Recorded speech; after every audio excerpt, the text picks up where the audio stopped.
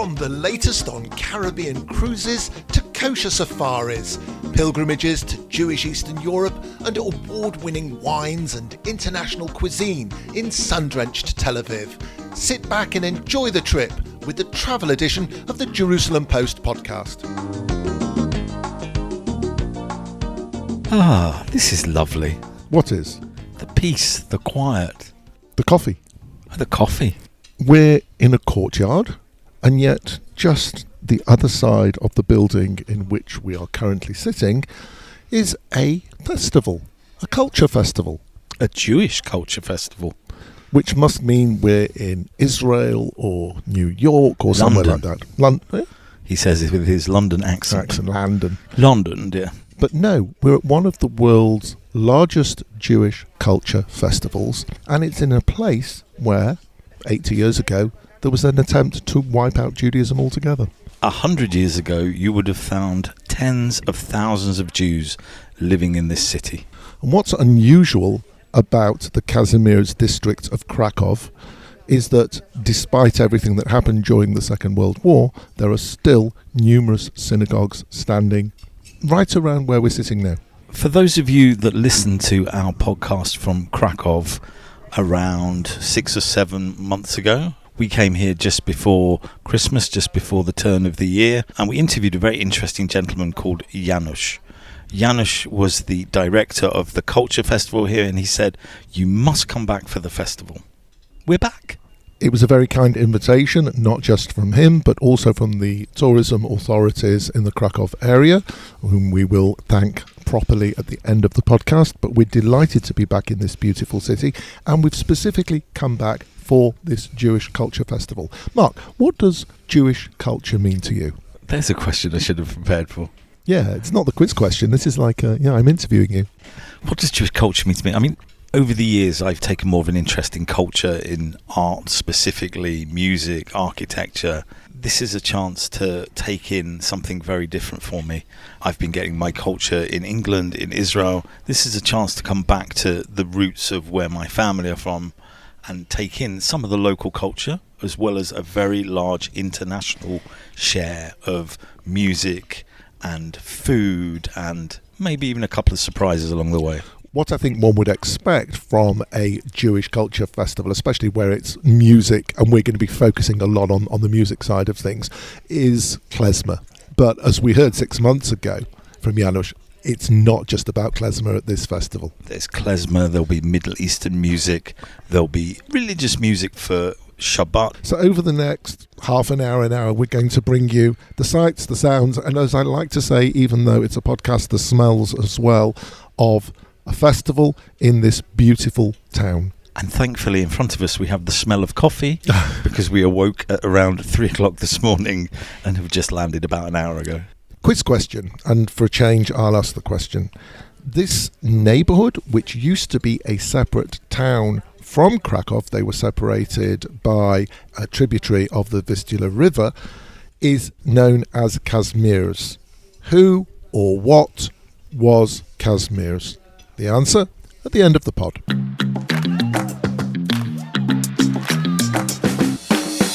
To talk the latest news in Israel, the Jewish world, and everything in between. This is the J-Post Podcast. I'm Tamar Uriel-Beery, Deputy Editor-in-Chief of the Jerusalem Post. And I'm Tzvika Klein, Editor-in-Chief of the Jerusalem Post. And I'm Sarah Ben-Nun, Night Editor at the Jerusalem Post. Join us as we bring some of the most impactful voices to bring you into what it means to be Jewish, to be Israeli today. Every week, we bring you with us into the newsroom in every sense. Stop being so dramatic. This is just our coffee break. You can find us every Thursday on jpost.com, Apple Podcasts, Spotify, or wherever you get your podcasts. We'll see you there. Yalla, bye. For almost 1,000 years, the Polish Jews lived in this country. I am not a Polish Jew. My heart, like a Yehuda Halevi, belongs to Jerusalem, Yerushalayim. My body is here. If that voice is familiar to you, if you listened to our pod 6 months ago in Krakow, we were sitting in the beautiful Cheder restaurant and talking to Janusz Makusz, who is the director and founder of the Jewish Culture Festival in Krakow. I think the best place to start is with your T-shirt. There are not many non-Jews that I know who walk around with a T-shirt that declares macher. What's a macher? The macher is from Yiddish, of course, the different meanings, but for us, it's someone who can manage everything. Whatever it is, he can face any kind of spiritual or physical challenge, and he will manage it. This is someone who can do everything which is needed by the people and by the world, and he can also improve the world and make it better. So the machers have the name of our volunteers, and this year, like previous years, we have 40 volunteers from 16 countries around the world, including also the Muslim people who decided to come to Krakow and work with the people from Israel, from Germany, from Spain, from Morocco, from almost all over the world, and devote their time and their energy to build something which is Jewish Culture Festival in Krakow, but which is, honestly speaking, never-ending educational process. This is very young people, 18, 19, 20 years old, so they are much, much younger than my children. But I treat them as my children. So being here, especially during nowadays, where we can face the rising hatred around the world, hatred addressed to the Israel and the Jewish people, these people are openly pro-Israeli and pro-Jewish. They accept and treat as their own the circle, or rather the space of Jewish values, and accept it as their own. We're building the space of solidarity, but most important, here, through the music, through the lectures, through the being together, we are creating the space of a mutual respect, love, and unity. You said some of these people were 18, 19, 20. Your festival is 33 this year? 33rd edition, but I've been running this festival for 36 years. The 33rd festival, is there a theme to it? Every edition of a festival has his own theme. I've been doing it differently than the other festivals. Most of the festivals, which takes place in Poland, but not only in Poland, are rather focused on the past. Shtetl, Klezmer music, or rather so-called Klezmer music, or be more precise, post-Klezmer music, post-Jewish world. I'm not. I'm following the Jewish life. And the most important place in my heart and in my mind and in a festival, the center of a Jewish life and the center of a Jewish culture is Israel. And inside of Israel is Yerushalayim. So this is our main source of so-called inspiration, wisdom, because when I witness every time I'm in Yerushalayim and Israel is more than it's like a Torah. It's like a Torah for me, and I still can make a new comments, new interpretation, and this is a festival. Festival is a never-ending interpretation of a Jewish tradition, Jewish life, and in this way, Jewish future. But once again, we are openly staying together with Israel. I remember many years ago, Rabbi Jonathan Sachs wrote a letter to American Jewish people, and he said, listen, we have a lot of enemies around the world. It's nothing new.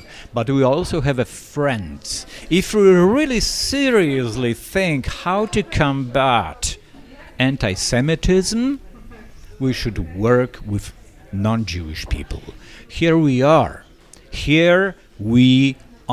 And suddenly, after 36 years, this Jewish Culture Festival in Krakow, in the middle of a war which is going on the east of our border, in the middle of a war which is all the time constantly going in Israel, but right now in the Gaza, in the north of Israel, we are here being the voice of Israel. How does that manifest itself in this year's festival? What type of acts, what type of lectures are there? We're only going to be presenting some of the many in our podcast, but give us the highlights. First of all, I invited a lot of Israeli artists. The opening concert, which was also a very symbolic one, was done by the phenomenal cello player Maya Belzetzman, together with her husband Mata Mefrat.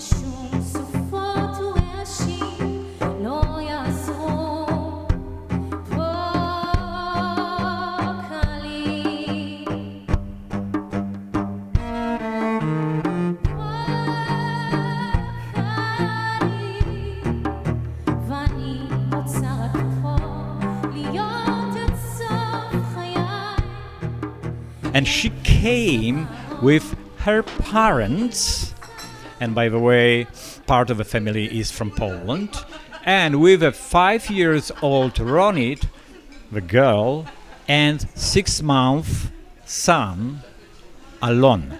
And they performed together with the Polish quintet. So they prepared a special program. It was like a friendly joint venture between Poland and Israel. Yesterday we had a phenomenal concert done by the Yemenite musicians from Israel. It was the Voices of Yemen.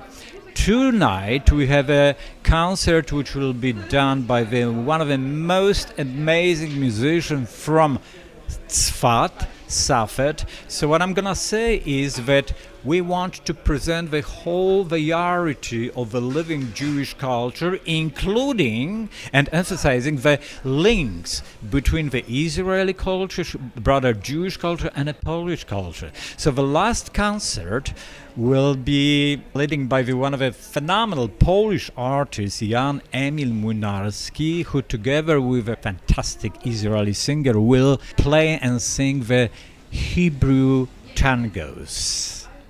You know what I'm saying? It's not about the music. It's not about the lectures. By the way, of course, the lectures are very important. Like today, we'll have the Ben Dror Yemin.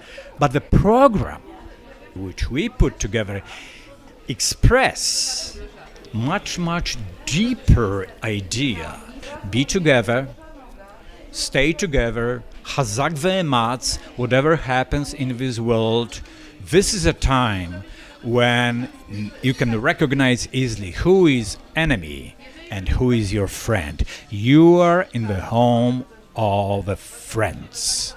So this is a festival, the voice of people who love Israel, who, let's say, love Jewish people, appreciate to be together, and they know that values called Jewish values are also the Polish values. There is no doubt for me.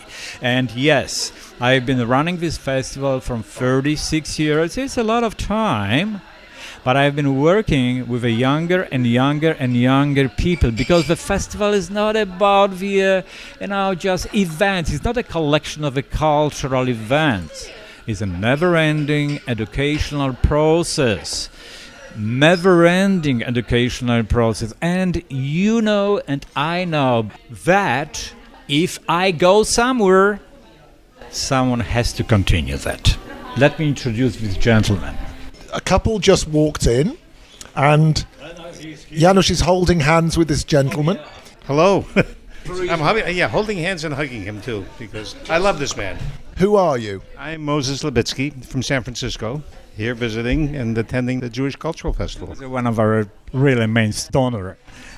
Except everything, of course, that he's a friend, that I told Moses, okay, doesn't matter, but be with us. This is the most important. Come to us. Be with us. We have to express and show the world the unity.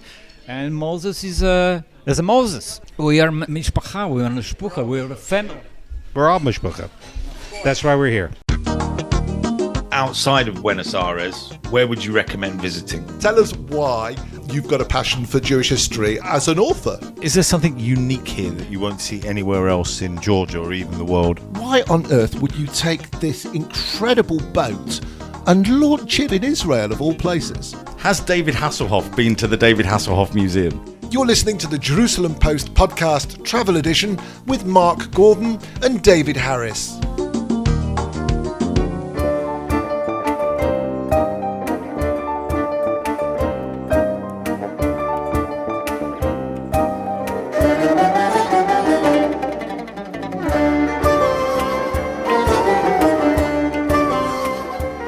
Dotted around the festival are lots of people in blue t-shirts and with the word macher on them. For those people that don't know, macher is like an organizer, a busybody, depending on how you take it from Yiddish. I remember when we were in Lublin, we had a beer called kosher macher, which was lovely. We've dragged one of the machers away from machering. I'm Yasmin from Azerbaijan. I'm volunteer in Jewish Cultural Festival. Is this the first time you've done this? Yeah, it's my first time to be here because before in previous volunteering I wasn't aware of there is this kind of festival in Krakow, and when I saw the announcement on European Solidarity website, and I just applied and got acceptance and came here. So you've come from Azerbaijan just for this? Yes, I came here for a Jewish Cultural Festival to contribute my skills, my knowledge to this festival. Do you have much to do with Jewish culture back in Azerbaijan? I cannot say yes, like we don't have special holiday or festival about Jewish Cultural Festival in Azerbaijan, but you know, it's cultural. I want to have more information, more knowledge about other culture, because I know something about Christianity, like I'm from a Muslim country, but I don't have too much information about Jewish culture, Jewish religion. That's why it's best chance, best opportunity to have information about this. That's why I'm here. Mark and I were lucky enough a few weeks ago to go to Azerbaijan. We were in Baku, which is your home city, and we visited other places. We're from Israel. We represent the Jerusalem Post. We knew there were friendly relations. We weren't sure, but we were welcomed with such open arms, and we get the impression that that is the Azerbaijani way. Yeah, like my people are very hospitable, very friendly and kind. Israel, we have a good connection, like as a country between Azerbaijan and Israel, and even from a different country you will face very good attitude, very friendly like behavior by Azerbaijani people. Like this is my people. What does a macher do at the festival? It's already more than 1 month. We are here till the festival. We were doing some activity. Like also we recorded one of the Jewish local tale, like fairy tale. We recorded it in the studio and most of the people came and listened to our voice. And we also prepared something for the festival, like t-shirt or something else. And from the beginning of the festival, we are on shift, like evening shift, something else. And we are helping in tent or concert or a tour or something like that. Where are you up to in life in general? Are you a student? Do you work? It's hard to gauge your age. Okay, it will be perfect if you can guess. In 4 months I will be 23. I'm an English teacher. I graduated last year in Azerbaijan, like my specialty in English teacher. But right now most of my job is volunteering. 2 months ago I was in Poland, not in Krakow. Like some months ago I was in Hungary, in Turkey as a volunteer. Like this is my favorite activity. We spoke about how friendly the welcome was in Azerbaijan. You're here at a Jewish festival, you're wearing a hijab. How have you found the reception the other way around? How have you found people at the festival have been with you? They're very nice. Even if some people from Israel came to me and hugged to me, you know, in despite of this political situation, some bad things between Palestinian and Israel. Like I'm here because it's not political festival, it's a cultural festival. Everyone is good to me and I'm good to everyone. That's why I have never faced any bad situations with people. Yasmin, an absolute pleasure to meet you. Thank you for volunteering and being a macher, and thank you for talking to us on the podcast. Thank you for your podcast. It was very nice to meet you, and thank you for this interview. Good luck on your job.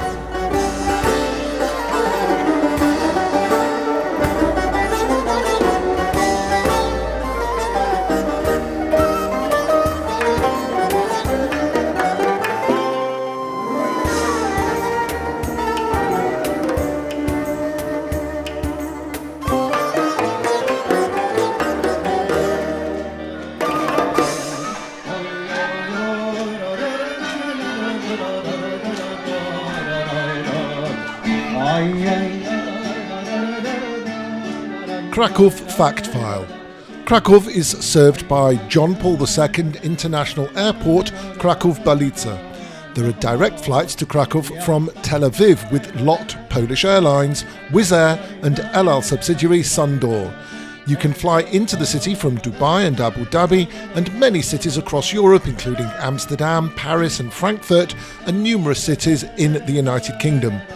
It's a 30-minute taxi ride from the airport to the Old Town and 15 minutes longer by public transport. There are buses and a train service to the tourist areas of the city. As you'd expect from such a popular destination, there are many hotels to choose from, among them the Hotel H15 Luxury Palace, Hotel Saski Krakow and the Wyndham Grand Krakow Old Town. In Kazimierz, the Jewish quarter, we stayed at the Golden Tulip. There are also many apartment rentals in this area and the Holiday Inn offers kosher food. $100 will buy you 386 Polish zloty as of September 2024. The climate in Krakow is moderately continental, characterised by cold winters with temperatures often below freezing and pleasantly warm summers. Perhaps the best time to visit Krakow is from mid-May to mid-September, since it's the warmest, sunniest period of the year. It can be hot in July and August, while nights can be cool or even a little cold in these months, so pack a sweatshirt or sweater and a light jacket for the evening. There's an incredible variety of dining options in the city, with an abundance of traditional Polish food and Italian cuisine. For fancy local delicacies, try Copernicus or the cheaper Chevre. Boccanera is a great bet for Italian food, and Fiorentina will set you back a few zloty, but it's an experience. There are lots of vegan and vegetarian restaurants in town. As for kosher, remember that most of the Jewish-style eateries in the Kazimierz district are not kosher, but do pop into Cheder for a coffee. There's a kosher store in the Chabad House, and Falafel Shalanu in the Jewish district offers a mix of dairy meals. Kosher meals can also be organised through Kosher Delight, Hachnasat Orchim Krakow and the JCC.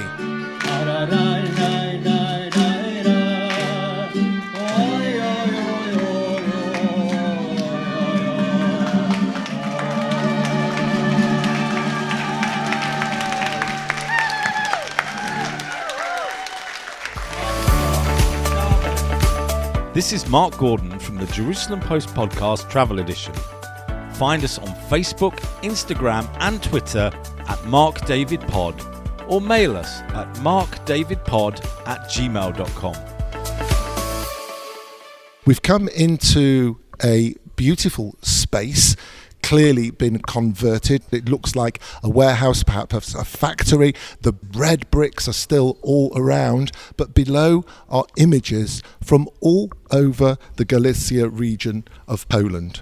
This is the Galicia Jewish Museum. Its director is Jacek Stawisky, and its head of education is Dr. Kasia Suskiewicz. We're going to start off, Jacek, with you. What is Galicia? In English, Galicia, in German, Galician.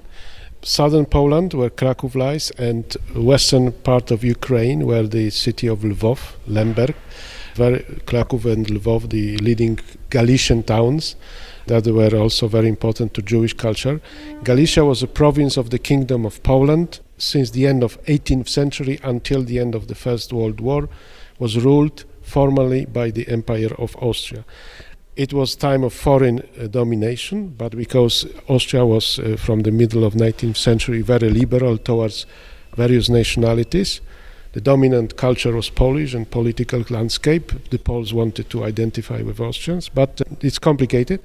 But various nationalities, including the Jewish people, very often say that Galicia was a melting pot, a unique conglomerate of communities, religions, political groups, and there is a kind of nostalgia also on the Jewish side, and also because Galicia was a part of Austria, so the links with Vienna, with high Central European culture, however tragic the end in 1938 was with Anschluss, with Nazism and so on, were very strong. So the Jewish heritage of Galicia, the Polish, the Ukrainian and the Armenian, for instance, is very much seen as one of the phenomenon of the universum of nationality. Of course, it's romanticizing. That wasn't the case, of course. But yes, Galicia was important, and its legacy stays with us. Today is the 110th anniversary of the killing of Franz Ferdinand. That began the end of the Austrian Empire, and that began also the end of the Galicia that we represent here. That's briefly why it is Galicia. Before we bring Dr. Kasia and Mark into the conversation, just briefly tell us about the demographics, obviously from the Jewish perspective. From the Jewish perspective, the Galician territory that spanned from, let's say, roughly Krakow until east of Lvov, today in independent Ukraine, there were about 900,000, I think I'm right, Jews. That was about 10% of population overall. But to understand more broadly the Jewish presence in the Galicia landscape, Jews lived mainly in towns, big like Lvov, Lemberg, or like Krakow, or like Tarnów. In various towns, the percentage of Jews was not 10%, but 25, 30, 35, 40, 45, 65. So even 80% in one town. That gives you the understanding that to say there was a Jewish minority in Galicia or overall in Poland is statistically correct. However, socially, it's incorrect. Talking of anniversaries, there was a poster on the way in to celebrate the 20th anniversary of this museum. Tell us about its founding and what was the inspiration behind the museum. The museum was founded by two British with Jewish origin, Chris Schwartz, who was photographer, and Jonathan Weber, who is a professor, academic. And they traveled along Galicia territory to document the remains of the Jewish culture and Jewish communities. There are more than 1,000 photographs which they made, and descriptions and research on that.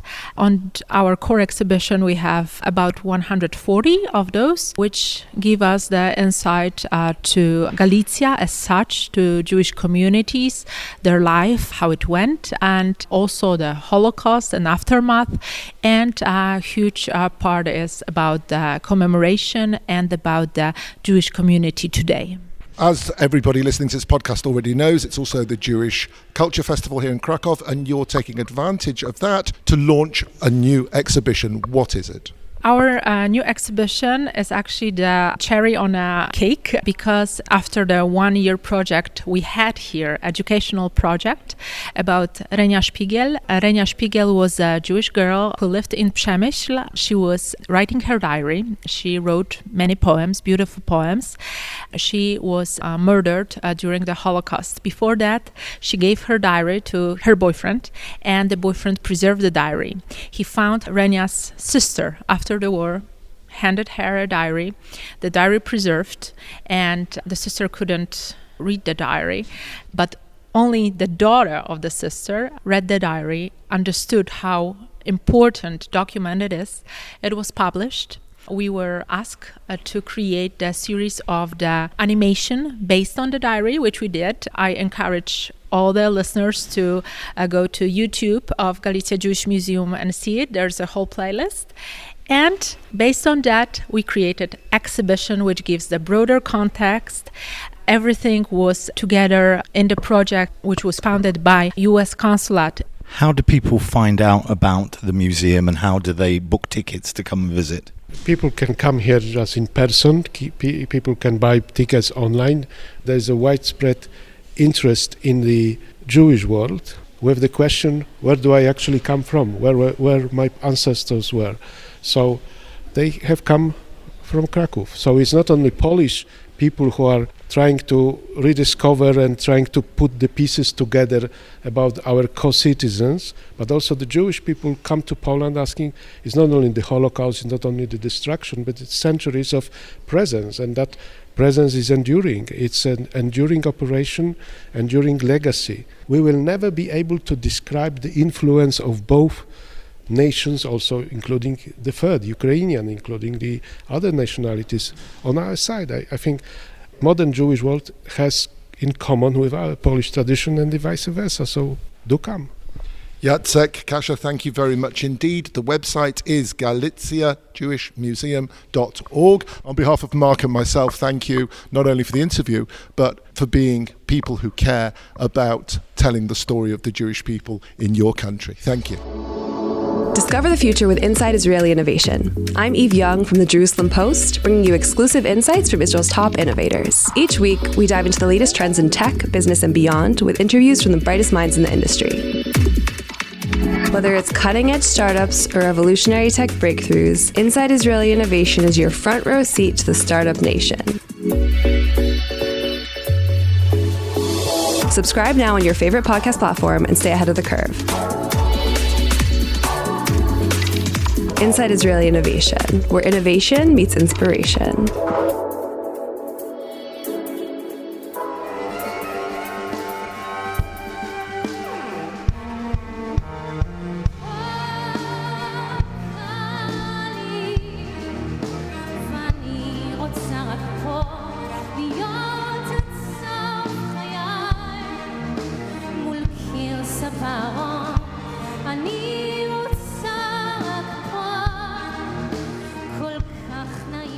We've crept away from a wonderful concert by Maya Belzitzman and Matan Efrat just to try and talk to some of the people that are here. We found a random stranger hanging around the back, and I'll be honest, I've met him before, so he's not that random. Is he that strange? Oh, definitely strange, but not random.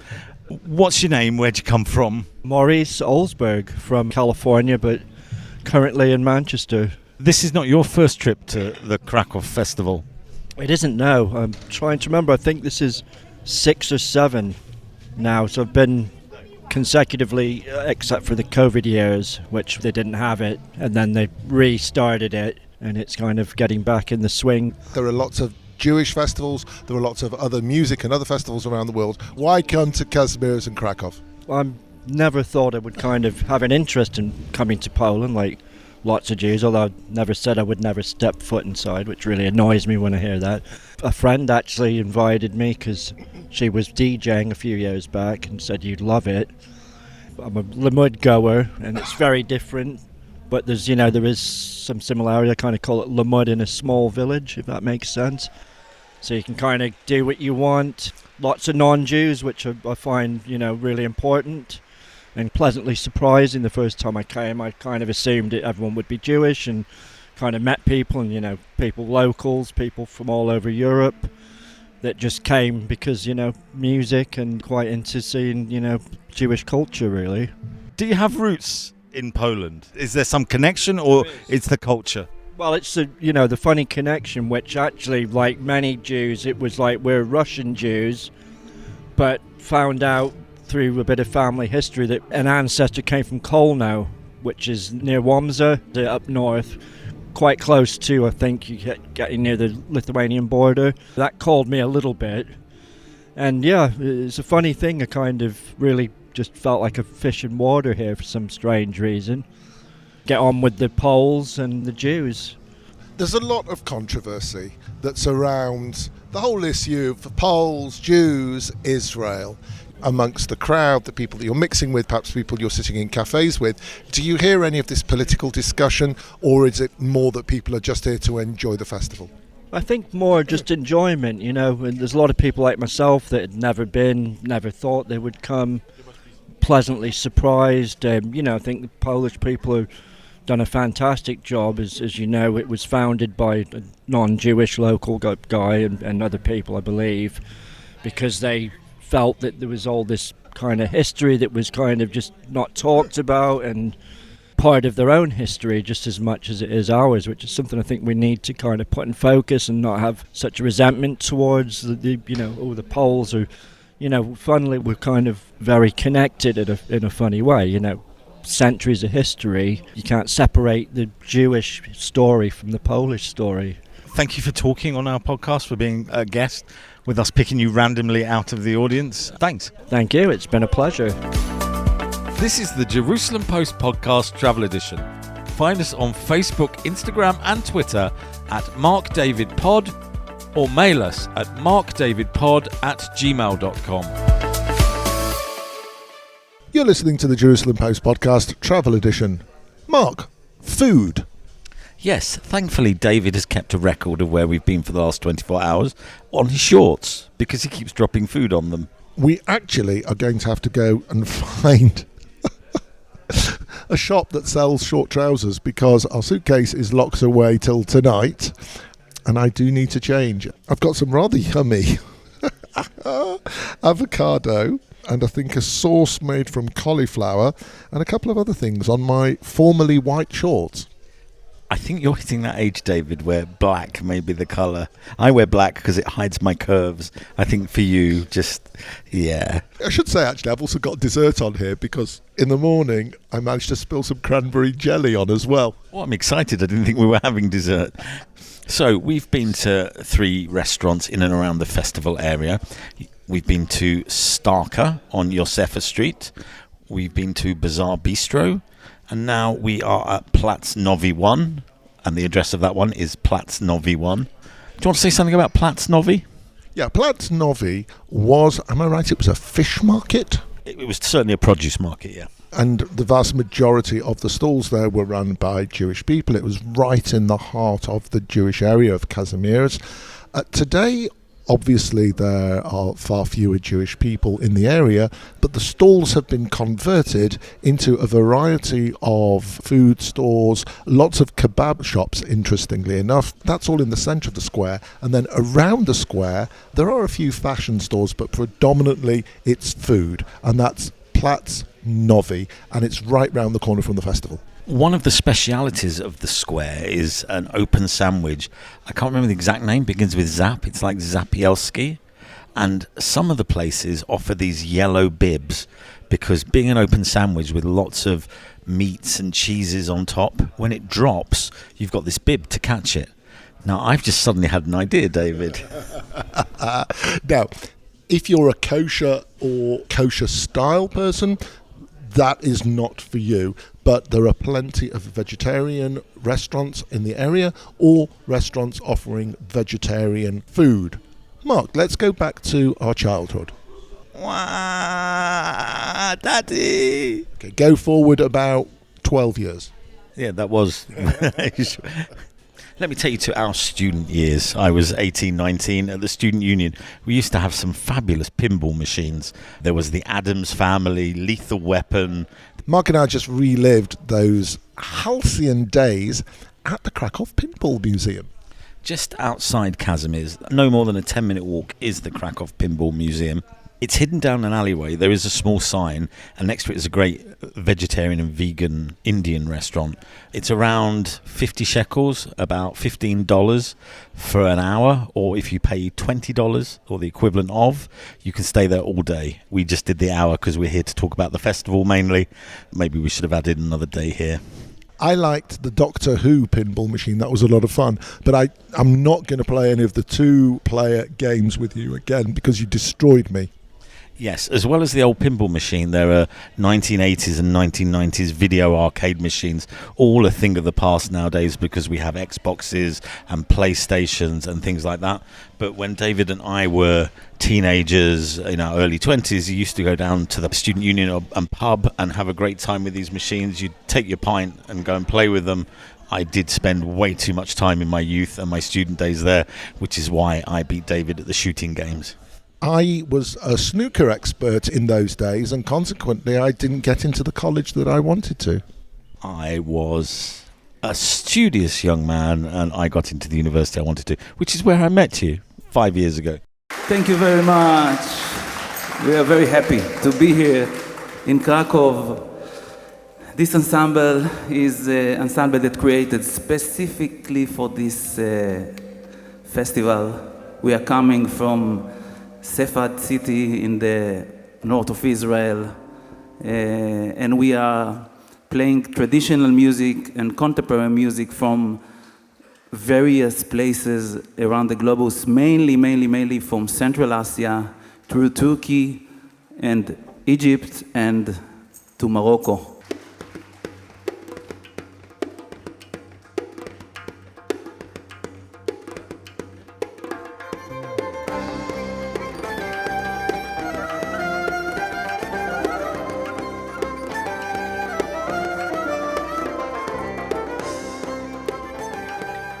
Oh, David.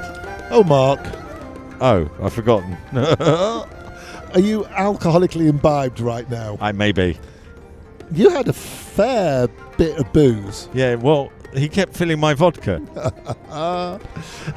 When you sit in a restaurant, especially a nice restaurant in Poland, in Krakow. Actually, we were in Krakow rather than Kazimierz on this occasion. Yes, they do say, have another vodka. Yes, apparently it goes very well with herring. I don't remember the herring. It's interesting because there are quite a few foodstuffs, especially in the Kazimierz area, that do hark back to the days of when there was a substantial Jewish community in the area. And herring would be one. Yeah. A lot of places do cholent. Right. And we saw, as we were walking through the Kazimierz district a little bit earlier, a whole list of what would have been traditional Jewish items just inscribed on the outer wall of one of the restaurants. Kishke. Cholent.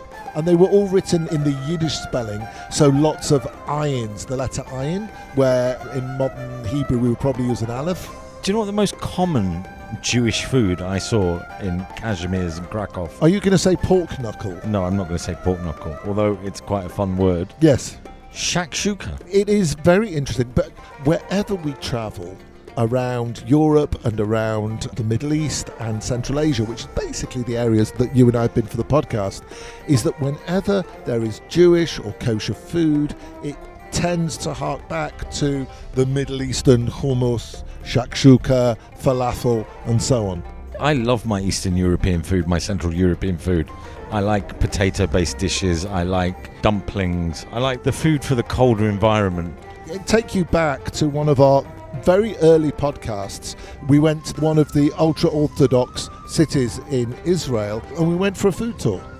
Yes, I'm still regurgitating the calf's foot jelly from that food tour. But, for example, my father-in-law, when he comes to Israel, wants to taste Ashkenazi food, but by and large, Ashkenazi food, as we've been talking about, is dying out in Israel. And it's probably a good allegory for the festival we've been at, that the festival this year focused very much on Israeli music. I think the best acts we saw were Israeli. The festival brought some fantastic talent from Israel. And it goes back to that question of what is the Jewish identity in Krakow and what is the Jewish identity today?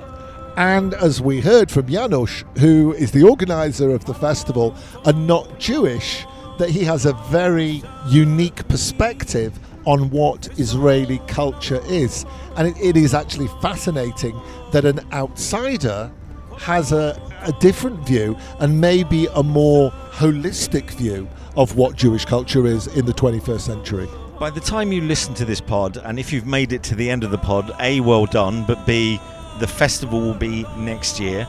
Yeah. It is in the rear view mirror. And literally, because we are in a vehicle heading towards our next podcast in Katowice and Silesia.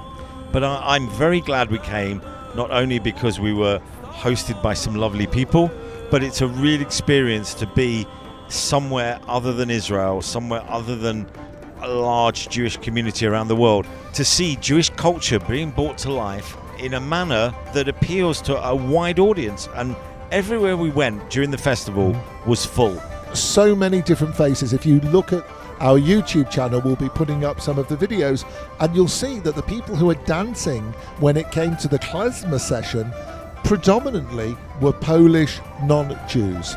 As we were coming back from the Shabbat morning service, one of the things we noticed throughout the streets were young Jewish people from around the world being guided through the streets by Jewish and non-Jewish tour guides and learning about the culture and heritage of this place. Mark, I think it's probably time for some thank yous. Thank you, David, for being my friend. Oh, sweetie pie. And for carrying you away from the vodka. Thank you. I don't know how I got out of that chair this evening. Thank you to Magda, who has hosted us, to Dorota from the Polish Tourism Organization, who brings us to Poland and shows us all the wonderful things that goes on there, to Krakow City Tourism and the Małopolska Tourism Organization, who have hosted us. Again, a big thank you. you've enjoyed our podcast. We know this one's been a little bit different with lots of music and on a specific festival. It's the first time we've covered just the festival. Please like, share, follow, tell your friends about it, write a review, give us 5 stars, and you can mail us markdavidpod@gmail.com, and you can find all about our activities at markdavidpod across social media. Quiz time. Tell me the quiz question, David. Now we've got to see if I can remember this. I think the question I asked you, we've been presenting this podcast from the Kazimierz district. I originally called it Kazimierz, but we've now been told by the Magda, who's going to appear in our upcoming podcast. It's not upcoming, because by the time this comes out, it will be again in the rearview mirror. That it's Kazimierz. So the question was, what or whom is Kazimierz named after? As a Manchester City fan, I know the answer to this. It's 1980s Polish footballing great Kazimierz Dana, who himself was named after a series of kings called Kazimierz, but Kazimierz, the district in Krakow, is named after the 3rd King Kazimierz. Is he the one that was married to Estera?